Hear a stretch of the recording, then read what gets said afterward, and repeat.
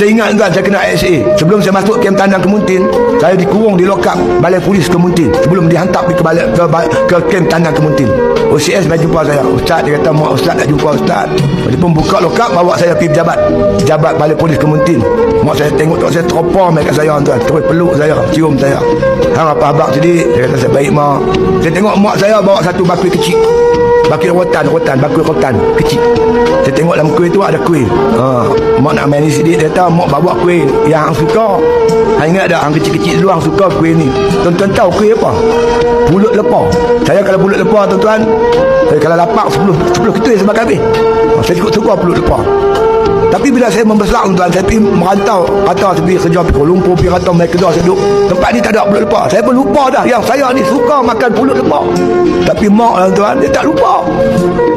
Dia ingat makanan kita suka tu. Mak kita ingat. Tiba-tiba kita lupa kat dia. Patutkah? Mak tak nak lupa kita. Kita yang lupa mak kita. Lepas tu saya bebas. Sebelum saya bebas, saya ingat lagi 30 hari bulan Januari, mak saya mai jumpa saya.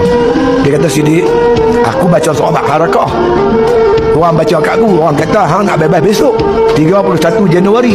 Tak tahulah mak," dia kata, "ISA ni tak tentu. Taklah kalau hang bebas, hang pakailah baju yang mak bawa ni."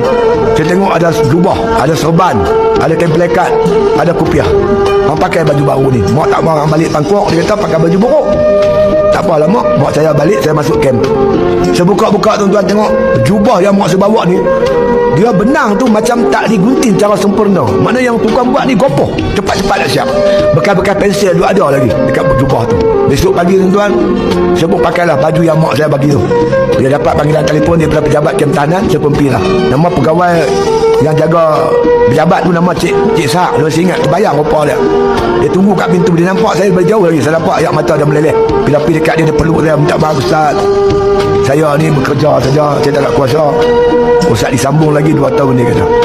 Lagi surat sambung tahanan ditandatangani oleh Dr. Mahathir Mohamad, masa tu Menteri Jamiri dia. Saya tak apalah, Cik Sahak, saya dah bersedia menghadapi sebarang kemungkinan.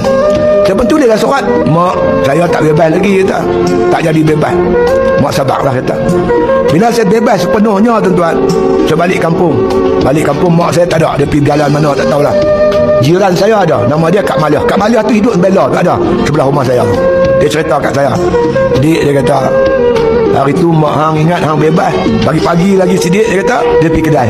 Saya tuan-tuan sekalian, masa kecil-kecil dulu, masa duduk kampung, yang saya paling suka masa tu, kalau gulai tu ikan, sayurnya kacang bendi. Yang tu saya cukup suka. Mak saya beli kacang bendi, beli ikan apa semua, buat gulai, masak nasi.